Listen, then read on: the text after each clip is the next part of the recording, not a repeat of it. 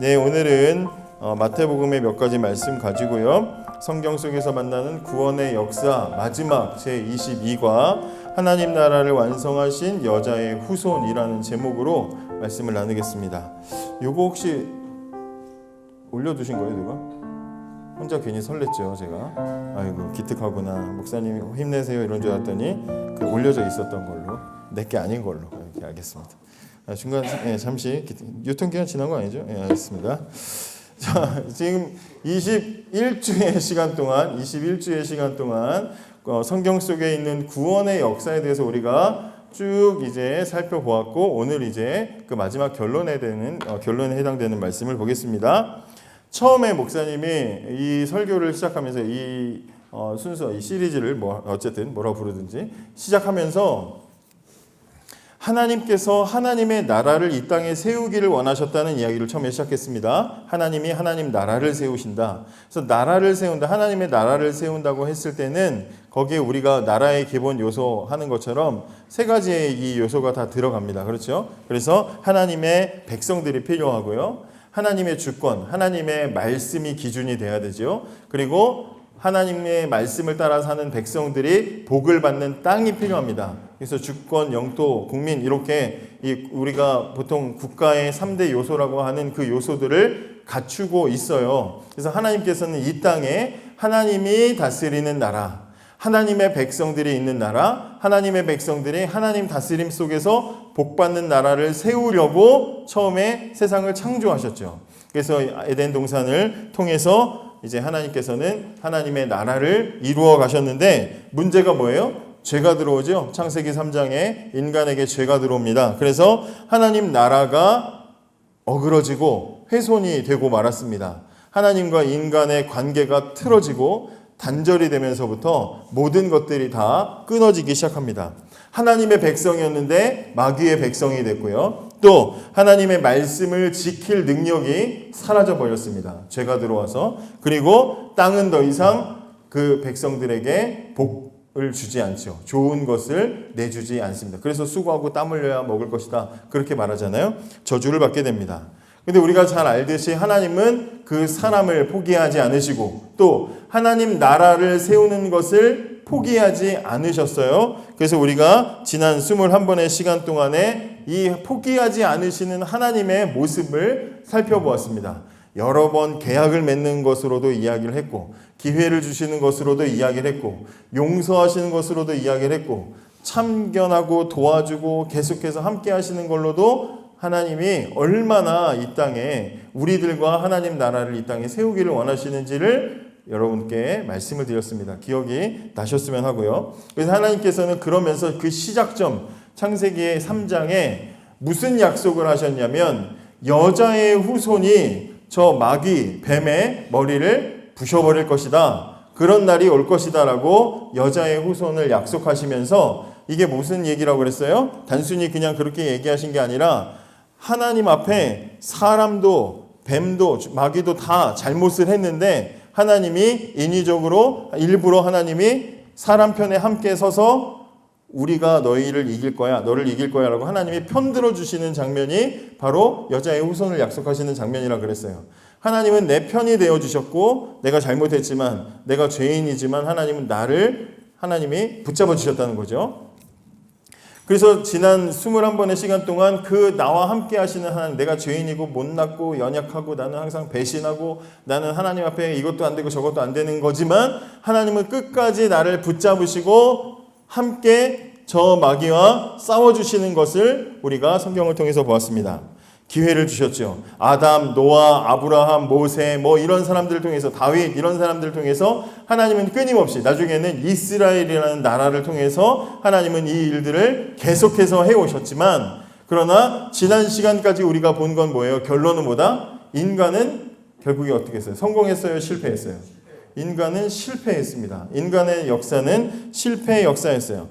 또 다시 성전을 짓게 해주시고 성벽을 건축하게 하시고 기회를 주셨지만, 지난주에 우리가 말라기서를 보았는데, 구약성경의 제일 마지막 책인 말라기서에 그래서 그 뒤로 행복하게 하나님과 함께 살았습니다, 그렇게 끝나는 게 아니라 무슨 얘기로 끝났어요? 하나님이 너네 이따위로 예배드릴 거면 예배당 문을 잠가버릴 거야 라고 하는 하나님의 무서운 경고로, 무서운 하나님의 지적으로 끝났다라고 말씀을 드렸어요. 그러니까 기회를 줘도 인간의 역사는 계속해서 뭐했다? 실패했다라는 거죠. 그리고는 하나님이 단 하나의 약속을 주셨는데 무슨 약속 주셨어요? 내가 여기에 내 약속, 언약의 사자, 내 약속을 이룰 나의 종을 보낼 것이다. 갑자기 나타날 것이다. 이렇게 약속을 하셨습니다. 그리고 나서 약 400년간 하나님은 이스라엘에게 어떤 말씀도 하지 않으세요. 하나님의 사람 누가 나타나서 뭐 예언을 하거나 말씀을 전하거나 하는 일이 무려 400년 동안이나 없었습니다. 침묵이 일어났어요. 아주 껌껌한 흑암처럼 아무것도 하나님은 그들에게 말씀하지 않았습니다. 그리고 400년이 흘렀을 때 드디어 그 침묵을 깨고 한 사람이, 이스라엘 사람들이 사는 동네가 아니라 저 바깥 사막에서부터 한 사람이 나타나서 갑자기 사람들에게 설교를 하기 시작하는데, 이 설교가 사람들의 마음을 막 쑤시고 사람들의 마음을 뜨겁게 만들고 사람들의 마음을 막 자극하고 사람들을 돌아서게 만드는 강력한 설교자가 나타났어요. 그 사람은 광야에서부터 나타나서 사람들에게 이렇게 외칩니다. 회개하라. 천국이 가까워왔다. 이렇게 얘기합니다. 회개하십시오. 천국 하나님 나라가 시작됐습니다. 회개하십시오. 이렇게 외치기 시작합니다. 이게 누구예요? 세례 요한이라는 사람이에요. 세례 요한. 세례 요한이 나타나서 사람들에게 막 외치기 시작했어요. 그리고 약 6개월 뒤에 세례 요한 앞에 한 사람이 섭니다. 여러분에게 주보에 참고하라고 그림을 드렸죠. 한 사람이 섰습니다. 그 사람을 보고 요한은 누군지 단번에 알아봤어요. 그래서 사람들에게 뭐라고 말합니까? 보라, 세상의 죄를 지고 가는 하나님의 어린 양이 나타났다. 이렇게 말합니다. 하나님의 어린 양. 누구예요? 누구예요? 예수님. 예수 그리스도가 그 앞에 나타난 거죠. 그렇습니다. 400년 침묵의 시기가 지나고 마지막 하나님께서 그 여자의 후손 예수님을 보내기 전에 가장 마지막 선지자, 신약 성경에 기록됐지만 구약 시대를 대표하는 가장 마지막 선지자 세례 요한의 외침이 끝나고 나서 예수님이 나타났어요. 그래서 세례 요한은요, 신약 성경에 기록됐지만 구약의 마지막 선지자라고 우리가 그렇게 불러요. 구약의 마지막 선지자. 어쨌든 그래서 예수님이 이 땅에 오셨습니다. 여러분, 우리가 예수님이 여기 왜 이 땅에 왜 오셨는가? 우리 뭐 다음 달에 이제 크리스마스도 있지만, 벌써 크리스마스예요. 다음 달에 크리스마스도 있지만 예수님이 이 땅에 왜 오셨냐 하면, 우리의 죄를 용서하시기 위해서, 우리가 이렇게 알잖아요. 그죠? 틀린 게 아니지만 완전하게 아는 것도 아니에요. 우리가 지난 22주의 시간 동안에 공부했던 것을 생각해 보면 예수님이 이 땅에 오신 것은 단순히 내 죄를 용서하기 위해서 오신 게 아니라 무엇을 위해서 오셨어요? 하나님 나라를 이루시려고 오신 거야. 하나님의 나라를, 하나님의 백성을 되찾고 하나님의 말씀이 기준이 돼서 하나님 말씀을 듣고 함께 살면서 복받는 하나님의 나라를 이 땅에 이루시려고 예수님이 오신 거예요. 그 예수님께서 드디어 오십니다. 400년 만에 오셨습니다. 예수님이 왜 오셨을까요? 예수님이 왜 오셔야 했을까요? 정확한 질문 이거예요. 왜 예수님이 오셔야 했을까요? 지난 21번의 시간 동안 살펴본 게 뭐예요? 인간은 안 되니까, 사람의 능력으로는 안 되니까, 사람 데리고서는 안 되니까 하나님이 어떻게 했어요? 그래, 내가 직접 갈게 하고 하나님이 직접 나선 거죠. 무슨 지나가는 이렇게 쇼츠 같은 영상인데 요리사들 암에 걸리는 영상 막 그러면서 하는데, 요 알못 있잖아요. 요리 못하는 사람들이 칼질하는데 칼 뒤집어서 막 칼로 썰고 있고, 물건 이렇게 과자 굽는데 막 반대로 굽고 있고, 막 장갑도 집어넣고 막, 그러니까 막 요리사가 막 열받아가지고 비켜봐요, 내가 할게, 막 그런 장면이 있거든요. 하나님이 사람으로서는 그게 안 되니까, 사람의 능력은 안 되니까 내가 갈게 하고 직접 오신 게 예수님이다, 이 말이에요. 그죠? 뱀의 머리를 깨트리겠다. 왜 깨트려야 돼요? 하나님 나라를 이루시는데 저 뱀이 방해가 되니까 그 뱀의 머리를 깨트리는 거예요. 예수님 왜 오셔야 돼요? 하나님 나라를 이루시는데 사람의 능력으로는 안 되니까 예수님이 오시는 거다. 우리가 그렇게 이해를 하고 있어야 돼요. 자, 그러면 예수님이 오셔서 정말로 하나님의 나라가 이루어졌을까요? 예수님이 오셔서 정말 하나님 나라가 이루어졌을까요? 예수님이 오셔서 하나님 나라가 이루어졌습니다. 그래서 신약 성경 가장 첫 번째 책인 마태복음에는 여러 번 살펴봤는데 족보가 있어요. 그냥 읽진 않을 거예요. 펼쳐만 보세요. 마태복음 1장에는 족보가 써 있죠? 족보의 시작이 뭐라고 돼 있어요? 한번 보세요. 여러분들이 가지고 있는 성경책 보세요. 족보에 뭐라고 써 있어요? 내 얼굴을 본다고 마태복음 1장이 떠오르는 건 아니잖아. 그죠? 보세요. 맨 1장 1절 뭐라고 써 있어요? 아브라함과 다윗의 자손 예수 그리스도의 세계라. 세계는 족보란 얘기예요. 아브라함과 누구와? 다윗과 예수님을 연결했죠? 왜 연결했을까? 아브라함은 뭐예요? 아브라함은 그 시대의 족장 중에 대표 왕 같은 사람이었어요. 다윗은 누구예요? 이스라엘의 왕이에요. 아브라함도 왕, 다윗도 왕, 거기다 예수님을 이어서 족보래. 그럼 예수님도 뭐라는 거야? 마태가 말하고 싶은 건 뭐예요? 이 예수님이 왕이다 이 말하고 싶은 거죠? 그죠? 이 예수님이 왕이다 이 말하고 싶은 거죠? 그리고 빨리 여러분들에게 설명을 드리면 여기 지금 뭐 누가 낳고 이거는 다 전에도 여러분 이거 설교했기 때문에 다 기억하실 거야. 그래서 간단하게 말하는 거야. 낳고 하는데 아브라함이 이삭을 낳고 다 남자죠? 아빠가 아들을 낳았다고 설명하는 건 가족의 대표로서 이 당시에 그렇게 얘기하는 거예요. 저희 제 아들이 있지만 박신웅이 박세현을 낳고 이렇게 말하는 거랑 똑같은 거야. 직접 제가 낳진 않았어요. 제가 산부인과 가긴 갔지만 제가 거기 눕진 않았습니다. 제 아내가 낳았어요. 근데 박신웅이 박세현 낳고 이렇게 쓰는 것처럼 아빠가 아들을 낳은 것으로 다 기록하고 있어요. 6절에 이새는 다윗 왕, 이새도 역시 아빠입니다. 그렇죠? 그런데 여기 쭉 내려가 보면 무슨 말씀이 있어요? 15절 중간에 보면 마따는 야곱을 낳고 16절 야곱은 마리아의 남편 요셉을 낳고 그랬으면 요셉의 아들 예수님이면 요셉은 예수를 낳았느니라 라고 써야 되는데 그죠? 근데 마태가 지금 여기다 뭐라고 썼어요? 요셉을 낳았으니 그리고 갑자기 툭 뭐가 나와요? 마리아에게서 그리스도라는 예수가 나오느니라 이렇게 얘기하죠? 그러니까 마태가 지금 일부러 엄마의 이름을 여기다 쓰면서 이분이 지금 누구라고 말하는 거예요? 여자의 후손입니다 라고 표시해 두는 거죠. 이해가 되세요? 형광펜이 있었으면 이때 마태가 막 여기다 형광펜 칠했겠죠. 그죠? 예수는 여자의 후손입니다. 이 수많은 족보들 중에 여자에게서 태어났다고 표시한 건 이분밖에 없습니다. 그러니까 지금 창세기 3장에 있는 이 말씀의 하나님의 말씀을 여기다 연결 짓고 있는 거죠. 이분이 여자의 후손이고 이분이 왕입니다. 이렇게 말하는 거야. 그 왕이 있다. 왕이 있다는 건 뭐예요? 왕이 있다. 우리가 크리스마스 노엘 이스라엘 왕이 나셨네. 왕이 나셨다. 예수님 태어나신 걸 왕이 나셨다 그래요. 예수님이 실제로 왕궁 궁궐에서 태어나신 것도 아니고 마국간에서 태어났는데 우리는 예수님을 왕이라고 말해요. 그죠? 그러면 예수님이 왕이다. 그러면 왕이 있으면 모두 있어야 된다는 얘기야. 모두 있다는 얘기야.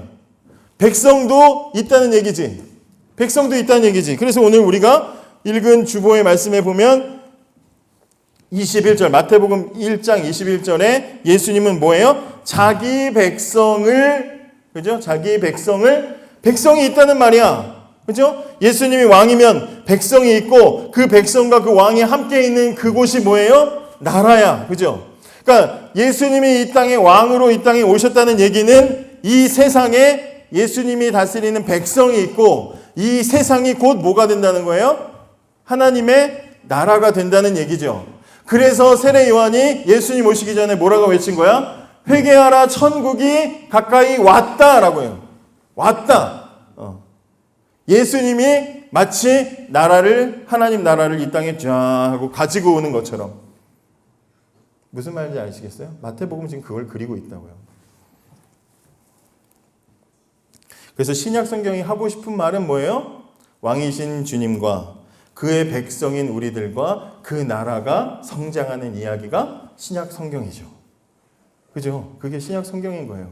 그 백성인 우리가 이 땅에서 그 나라를 성장시키고 뭘 통해서? 교회라는 이름으로 성장시키는 이야기인 거예요. 그게 바로 신약 성경이죠. 신약 성경의 메시지인 거예요.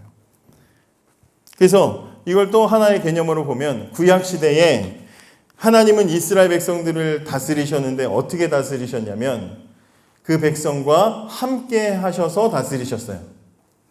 그래서 구약 이스라엘 백성들은 하나님과 함께하기 위해 두 가지가 필요했는데 하나는 뭐냐면 제사가 필요했어요. 제사.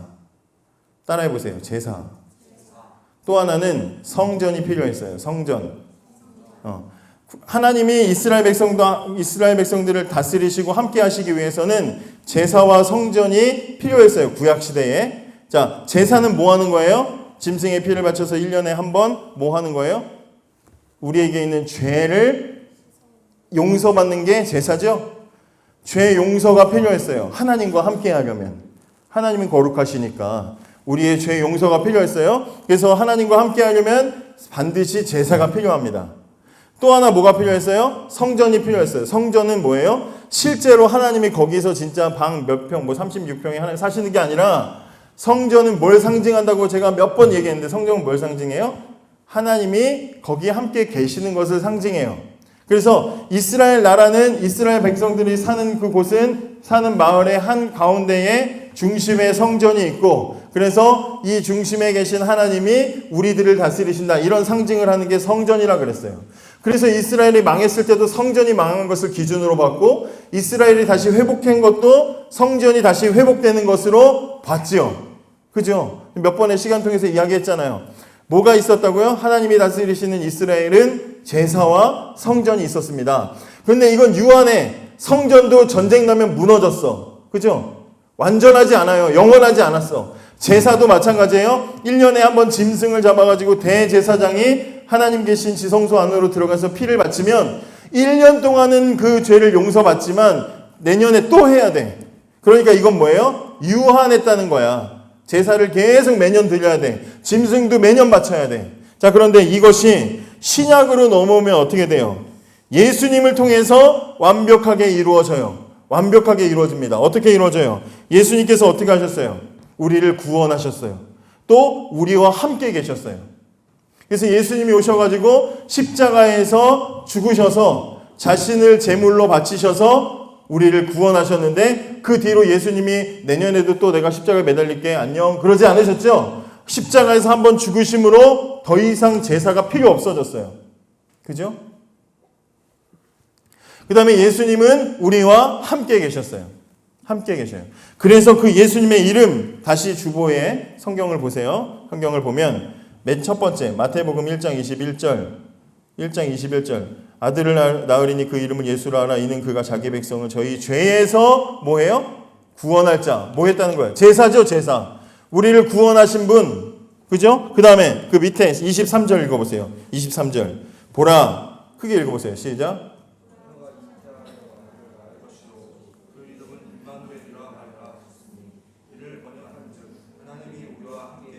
그렇죠. 마태복음 1장에 지금 예수님의 이름이 두 가지가 소개되는데 하나는 예수고 하나는 임마누엘이래. 근데 예수라는 이름은 무슨 뜻이다? 우리를 구원하시는 분이란 뜻이야. 또 임마누엘이라는 이름은 무슨 뜻이다? 우리와 함께 계신다는 뜻이야. 구약 시대에 하나님이 이스라엘 백성들과 함께 하시면서 뭐 하셨어요? 제사와 성전을 통해서 함께 하셨죠. 마찬가지로 신약 시대에는 하나님이신 예수님이 이 땅에 오셔서 함께 하시고 우리를 구원하시는데 그래서 그 예수님을 뭐라고 불러요? 마치 구약에 하나님 부르듯이 예수 그리고 임마누엘이라고 부르는 거예요. 똑같은 일을 하시는데 예수님은 완성적으로 그 일을 하셨다. 그렇게 여러분들이 아시면 될 것 같아요. 그래서 예수님 자체가 하나님 나라가 되는 거예요. 예수님 자체. 뭐 이거는 어려운 개념이니까 나중에 청년부 가면 청년부 목사님한테 물어보시기 바라요. 자, 그 다음에 예수님께서 이 땅에 오셔서 그러면 어떻게 이 나라를 이루셨는가 세 가지를 말씀드릴게요. 첫째 어떻게 이 땅에서 예수님이 이 나라를 이루셨는가. 첫째 따라해 보세요. 친히 이 땅에 오셨다. 이 땅에 하나님 나라를 이루시기 위해서 뭐 하셨어요? 아까 말씀드린 대로 내가 할게. 팔 걷어붙이고 직접 오셨죠? 이 땅에 오셨습니다. 두 번째, 따라해 보세요. 세례를 받으셨다. 세례를 받으신 장면이 있죠? 여기 주보에도 그 그림을 참고하라고 집어넣었는데 세례는 뭐예요? 예수님 시대의 세례는 물속에 들어갔다가 나오는 겁니다. 다음 주에 이제 우리도 교회에서 세례식을 하게 되면 우리 목사님은 이렇게 물을 대실 거지만 우리 목사님은 한 번만 대시더라고요. 또 어느 교회 가니까 또 성부와 성자 이렇게 한 분도 있고 약간 붓는 사람도 있고 하여튼 뭐 다양해요. 하여튼 다양해. 근데 어쨌든 뭐 우리 이렇게 한 번 하는 게 난 좋은 거 같아요. 어차피 뭐 찍을 거는 막 세 번 찍으면 물 쭉쭉 흐르고 그러더라고요. 나름 세팅하고 갔는데 하면 좀 그렇잖아요. 하여튼 그러고 뭐 어느 교회 갔더니 거기는 막 이제 목욕탕 같은 데가 있어가지고 막 사람 막 빠뜨리기도 하고 막 그럴 것도 해요. 그래서 어쨌든 근데 예수님 시대에는 물 속에 들어갔다가 나오는 거라고 그랬어요. 세례에 대해서 목사님 한 번 더 말씀을 드릴게요. 세례는 뭐예요? 세례? 물로 씻는 거기 때문에 죄를 씻어낸다는 뜻도 있고, 그죠? 그 다음에 물 속에 들어갔다가 나온다는 건 또 뭘 얘기해요? 코로 우리가 숨을 쉬는데 물 속에서는 숨을 못 쉬죠. 여기서 여러분들 중에 물 속에 숨을 쉬는 사람 없죠? 그럼 물 속에 들어갔다가 나온다는 건 뭐예요? 죽었다가 살아나는 것을 의미하는 거죠. 죄인인 나는 죽고 예수님 믿어서 예수님과 함께 다시 살아났다고 고백하는 행위가 바로 세례라는 겁니다. 그래서 마치 지난주에 우리 부장집사님이 문제 퀴즈 내셨던 것처럼 죄인의 옷을 벗고 거룩한 예수님의 옷을 입는 사건이 바로 세례다 이렇게 말씀할 수 있어요. 그러면 세례는 누가 받아야 되는 거냐면 죄인이 받아야 되는 거죠. 근데 중요한 건 뭐예요? 지금 예수님이 세례받는 자리에 계시다는 거예요. 죄가 없으신 예수님이 왜 세례를 받으셨을까요? 생각해봐요. 죄가 없으시잖아요. 물로 씻을 필요가 없어. 죽었다 살아나실 필요도 없어요. 근데 그 예수님이 왜 세례받는, 죄인들이 줄 서서 세례받는 자리에 왜 계셨을까요? 왜 계셨을까요? 이건 뭐냐면 내가 예수님 당신이 왜 여기에 오셨는지를 지금 보여주는 거예요. 내가 구원을 하러 왔는데 어떤 사람을 구원하느냐? 바로 죄에 있는 사람들을 구원하기 위해 그 자리에 오신 거예요. 내가 너희들이 있는 그 죄인들이 있는 그 자리, 구원이 필요한 너희들을 구원하려고 내가 여기에 온 것이다 하고 그 세례의 자리에 예수님이 가셨어요. 그리고 거기서 세례를 받으실 때 어떤 일이 일어났어요? 그 다음 마태복음 3장 16절과 17절 그 장면이죠. 하늘에서 소리가 나고 성령이 비둘기같이 내리고 그러면서 하나님의 음성이 들리는데 이는 내 사랑하는 아들이요 내 기뻐하는 자라 하면서 마치 그 예수님이 마치 아버지 하나님 여기 있는 이 죄인들을 제가 구원하겠습니다 하실 때 하나님이 그래 바로 네가 그 일을 해라 하고 마치 하나님이 인정해 주시는 것 같은 장면이 연출이 되는 거죠. 그래서 그런 죄인을 구원하시려고 이 땅에 오셨다. 세례를 받으셨습니다. 그리고 세 번째 세 가지 사역을 하셨는데 거기 주보에 그림이 나와 있는 것처럼 선포와 가르침과 치유의 사역을 하셨습니다. 마태복음 4장 23절을 같이 한번 읽어볼게요. 시작. 예수께서 온 갈릴리에 두루 다니사 저희 회당에서 가르치시며 천국 복음을 전파하시며 백성 중에 모든 병과 모든 약한 것을 고치시니 그랬어요. 선포, 프리칭하고 티칭하고 힐링하는 것을 예수님이 이 땅에서 하셨다는 거예요. 사람들에게. 그걸 통해서 뭘 보여주셔요? 하나님 나라가 여기 있다라는 것을 보여주십니다. 그래서 구약 내내 사람들이 그렇게 기다렸던 하나님이 이루시려고 했던 그 하나님의 나라가 이제 시작됐다는 복음을 예수님께서 사람들에게 선포, 하나님의 말씀을 선언하는 하나님의 말씀을 선포하고요. 그 다음에 하나님의 나라가 어떤 나라인지 사람들에게 상세하게 가르쳐주는 티칭, 가르침을 사람들에게 가르치시고 비유로 가르치시고 또 여러 가지로 가르치시죠. 이 말씀으로 가르치시니라 그러면서 가르쳐 주시잖아요. 교훈을 주시고 알려주셔요. 하나님 나라는 이런 나라다 알려주셔요. 게다가 하나님 나라에서는 이런 일이 일어난다 하면서 뭐해요? 병을 고쳐주시고 죽은 사람도 살려주시면서 하나님 나라의 회복이 일어난다는 것을 실제로 보여주셔요. 그러니까 시작됐다는 것을 선포하고 사람들에게 설명하고 그리고 그것을 경험하게 하는 예수님께서 이 세 가지의 사역을 하셨다고 성경이 우리에게 말하고 있습니다. 여러분, 마귀는요, 에덴 동산에서부터 하나님의 계획을 저지하고 그때부터 계속해서 하나님의 나라가 이 땅에 세워지지 않게 하려고 열심히 사람들을 방해해 왔습니다. 방해해 왔어요. 그런데 예수님이 태어나셨어요. 그래서 마귀는 최선을 다해서 저 예수를 죽이려고 노력을 했고 실제로 십자가에서 예수님이 죽게 만들었습니다. 마귀는 자기가 승리한 줄 알았어요. 그런데 3일 후에 예수님이 부활하셨습니다.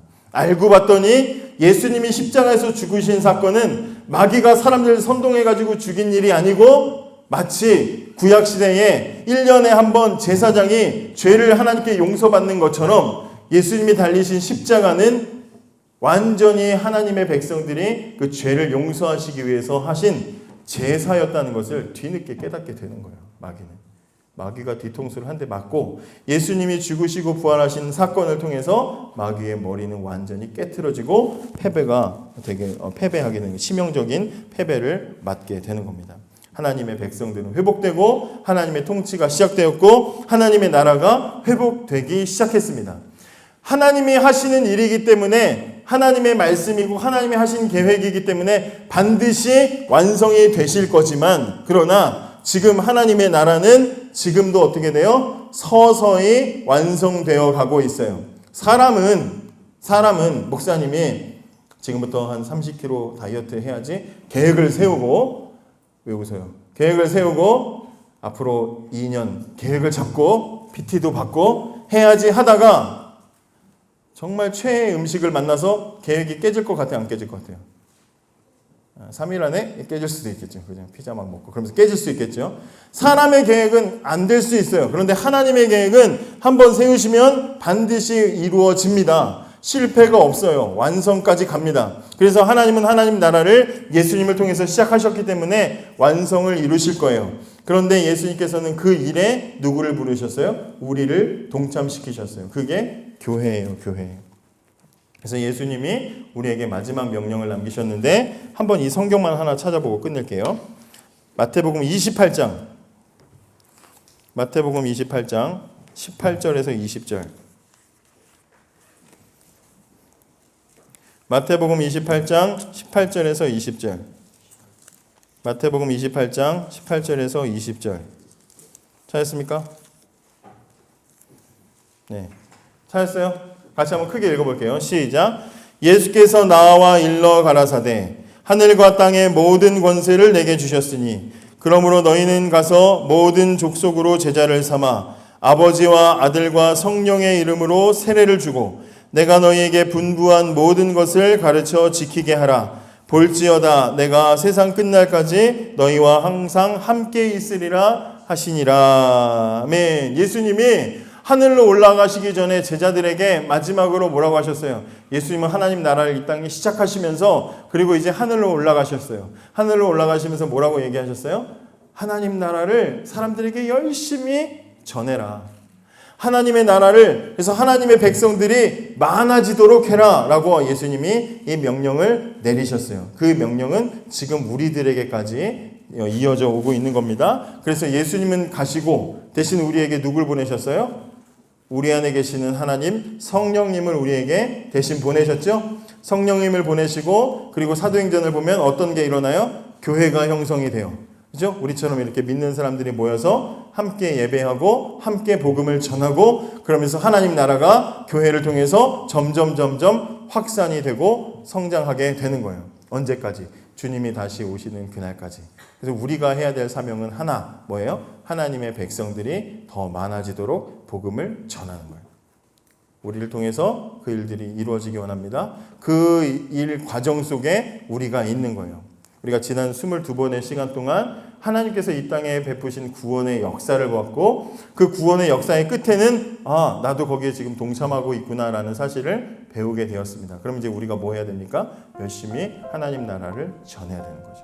단순히 너 구원받고 너 지옥 가지 말고 천국 가려고가 아니라 나를 통해서 하나님이 이 구약의 창세기 처음에 세상을 만드실 때 계획하셨던 하나님 나라를 나 같은 사람의 손과 발과 입을 통해서 하시다니 이 기대와 감격을 가지고 하나님 나라를 전하는 저와 여러분이 되기를 원합니다.